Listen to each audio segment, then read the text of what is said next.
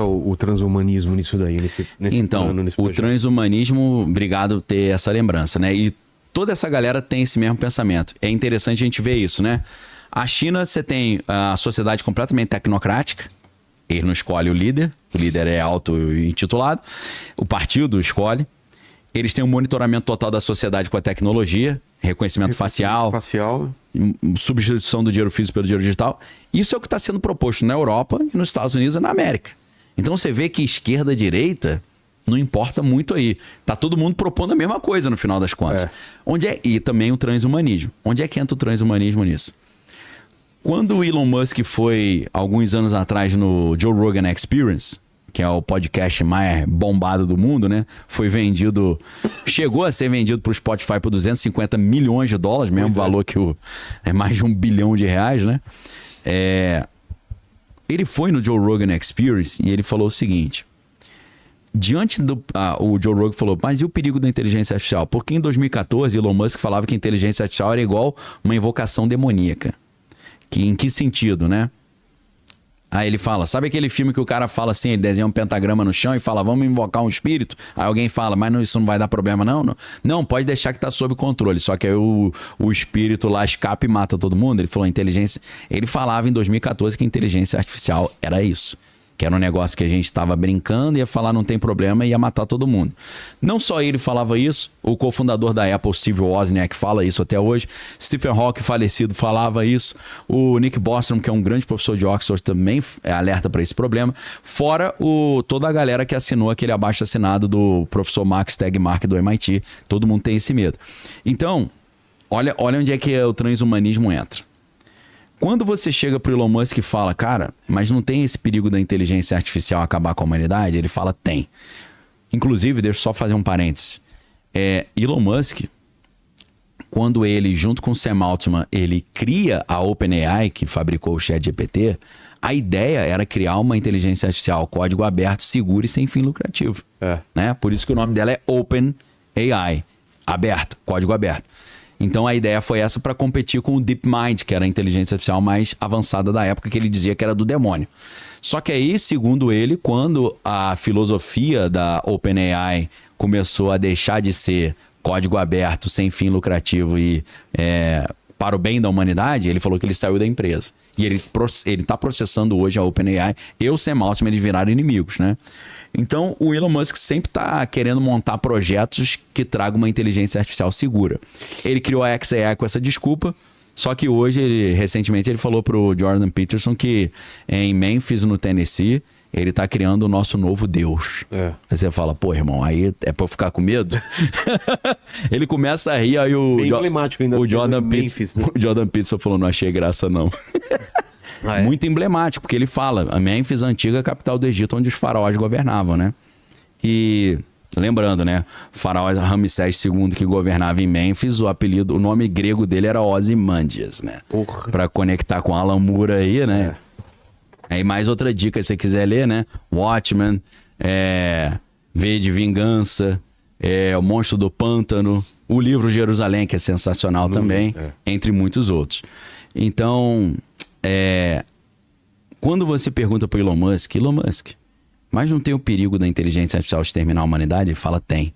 Aí o Joe Rogan fala, e agora, qual é a solução? Ele fala, a solução é o merge, em inglês ele fala, é o merge scenario. Merge é fusão. Scenario é o cenário de fusão. Como assim o cenário de fusão? Aí ele fala, se você não consegue vencê-lo, junte-se a ele. Nós nos tornarmos máquinas também. Então a proposta do transhumanismo é colocada pelo Elon Musk como a única solução para a gente não ficar para trás e não ser destruído pela inteligência artificial. Entendeu? É virar meio máquina. É virar meio máquina. É unir a máquina ao ser humano e a gente ter algo além deles, que a gente vai ter a máquina e mais o humano. Só que você vira um ciborgue nessa história.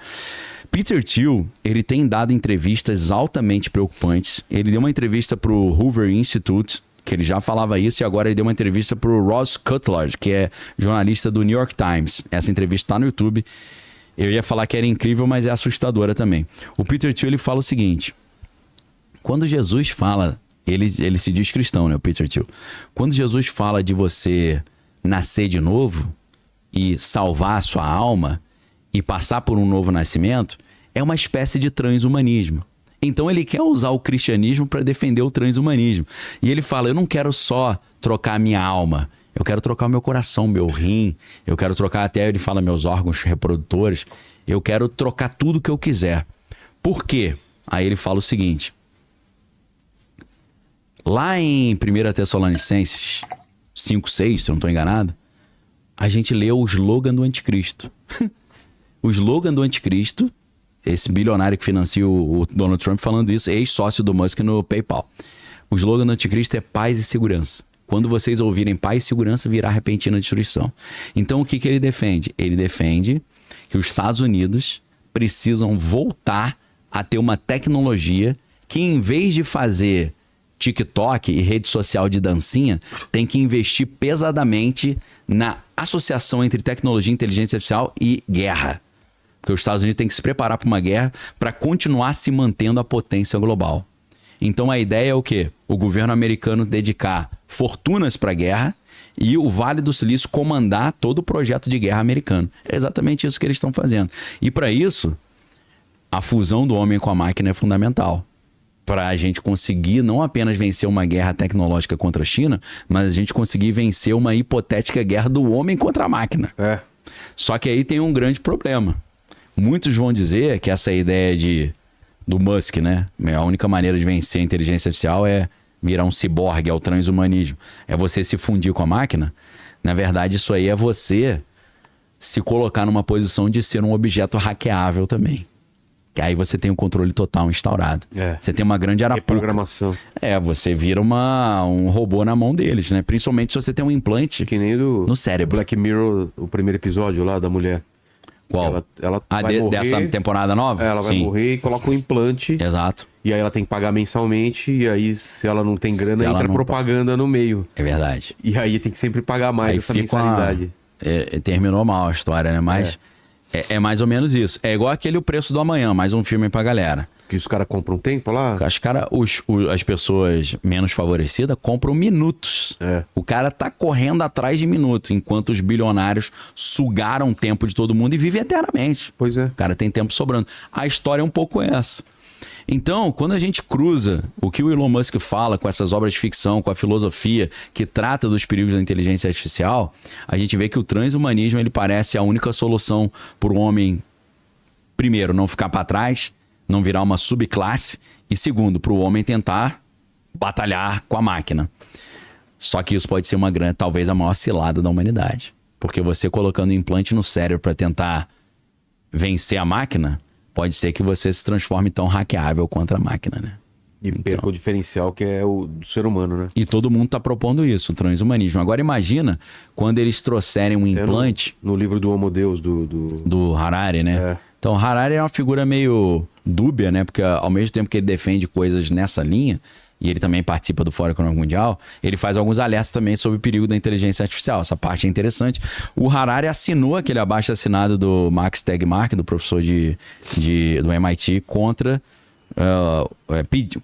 pedindo para que as empresas dessem uma pausa no desenvolvimento da inteligência artificial até que a gente tivesse certeza que ela não se levantaria contra nós, né? Então vai nessa linha também. Então, essa ideia do transhumanismo é apresentada como uma única solução, mas pode ser uma grande arapuca. E tem outra questão. Imagine, voltando àquele livro Who Owns the Future, né? Quem Domina o Futuro, do Jaron Lanier, ele tem um interlúdio chamado interlúdio, acho que é o interlúdio 11, que é Limits are for mortals. Limites são para mortais. Nesse interlúdio ele fala sobre a fixação que os magnatas do Vale do Silício têm pela imortalidade. E ele vai falar do Peter Thiel. Peter Thiel também tem essa fixação, né, de viver para sempre, junto com o Raymond Kurzweil, que era engenheiro da Google, né? E vários outros, né, que são adeptos daquilo que a gente chama de Life Extension Technologies, né, tecnologia de extensão da vida. A Google tem uma empresa chamada Calico, que é a California Life Company, que tem esse objetivo, né, de estender a vida. Então, esses caras, eles estão se preparando para esse evento esse evento geofísico, e eles estão se preparando também para serem super-humanos imortais. E é claro que eles não vão oferecer isso para todo mundo, a não ser que pague muito caro. Agora você imagina um cenário hipotético em que eles encontrem a solução para o envelhecimento, né? Essa tecnologia de extensão da vida, e eles digam que para você ter esse benefício de viver mais, você tem que fazer uma espécie de terapia genética. Um implante que vai trazer uma terapia genética. Eu acho que todo mundo vai vender, boa parte das pessoas irão vender tudo que tiver para poder viver mais uns 50 anos. Você não acha, não? Segundo o Larry Page e o Sergey Brin, que são os cabeças da Alphabet, que é Google, né? Eles falam que essa será a maior empreitada da história da humanidade, porque todo mundo vai dar o que tiver para poder viver mais uns 30, 40, 50 anos. Daqui a pouco 100, daqui a pouco 500, daqui a pouco 1000, quem sabe, né? Então, essa ideia do transhumanismo, ela vem com uma grande arapuca também, porque se você já tem o Peter Thiel falando sobre o anticristo, sobre o apocalipse, será que essa não é a verdadeira marca da besta? Que você não vai poder comprar nem vender se não tiver, mas você instalou isso no corpo com a desculpa de que queria viver mais? Porque tem uma passagem muito estranha no livro do Apocalipse que diz que naqueles dias muitos procurarão a morte e não encontrarão. Então parece que vai ter alguma coisa que vai impedir a pessoa de morrer na hora que ela quiser. Será que é uma terapia genética? O que será isso? É difícil a gente entender. Mas o que é estranho é que nessa entrevista do Peter Thiel com o Ross Cutler, que é o jornalista do New York Times, esse jornalista falou para ele: você está dizendo que você está desenvolvendo uma tecnologia que é exatamente para vencer o anticristo. Só que parece que você que está criando as condições para o anticristo aparecer. Você não acha, não? Aí ele deu uma travada, não conseguiu responder. E aí o cara aproveita e pergunta para ele: mas espera aí, entre o fim da humanidade e a perpetuação da humanidade, de qual lado você fica? Aí ele fica, aí ele, demorou muito, hein? Essa tua pausa aí foi preocupante, hein? Aí ele fala: não, porque eu não quero que a humanidade permaneça. Eu quero que a humanidade se funda com a máquina e assim consiga se permanecer. Então, na verdade, ele está querendo o fim da humanidade como tal e uma pós-humanidade, um pós-humano transhumano. É isso que ele está propondo. Então, essas ideias loucas que esses caras têm, que às vezes um solta sem querer num podcast, é o que todos esses caras pensam. Só que eles não falam abertamente. Eles apresentam isso como um novo movimento conservador, né? Uma cultura woke, uma nova opção marxista, um pós-capitalismo, um capitalismo de stakeholder, um capitalismo social, uma terceira via como a America Party do Elon Musk. Então, eu acho, na minha humilde opinião, que está sendo montado uma arapuca que é o mesmo produto vindo da esquerda, da direita, de cima, de baixo, tudo quanto é lado, só que vendido com o discurso que te agrada, dependendo do que você gosta, né? Você gosta de suco de uva? Então vou te vender a minha Coca-Cola com gosto de uva. Ah, você gosta de laranja? Então ela com laranja. Mas é a mesma coisa, o mesmo produto, a mesma fórmula, entendeu? Que é o quê? Que é a tecnocracia, que é o povão se ferrando e a elite mandando geral. É o que o livro do Albert Nock, né? Nosso Inimigo o Estado, fala de tempos em tempos, mais um livro aí pra galera, Albert Nock, fundamental. De tempos em tempos acontecem crises e durante essas crises o Estado sempre aproveita para, em nome de oferecer segurança, abocanhar mais uma parte do poder social, aumentando o poder estatal.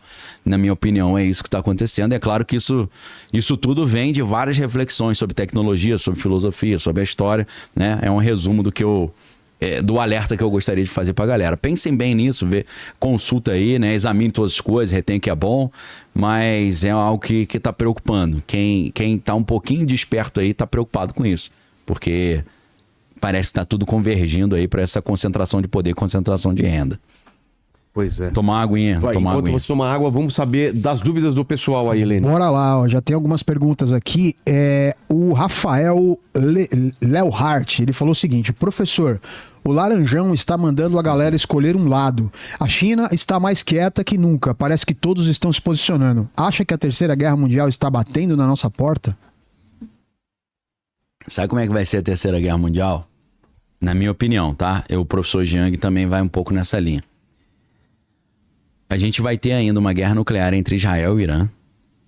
Essa guerra vai deixar o mundo desesperado quando a gente vê bombas atômicas explodindo. E para impedir que o caos se instaure no mundo, com as revoltas e tal, será implementado ali no mundo inteiro regimes mais autoritários para controlar a opinião pública e controlar as populações humanas. No meio dessa confusão vem uma segunda pandemia, e aí o caos piora. E no meio dessa confusão toda começa aí sim a Terceira Guerra Mundial, que provavelmente será entre os Estados Unidos e a China. Só que o plano, que é, na minha interpretação, o plano é o seguinte: isso é tudo uma jogada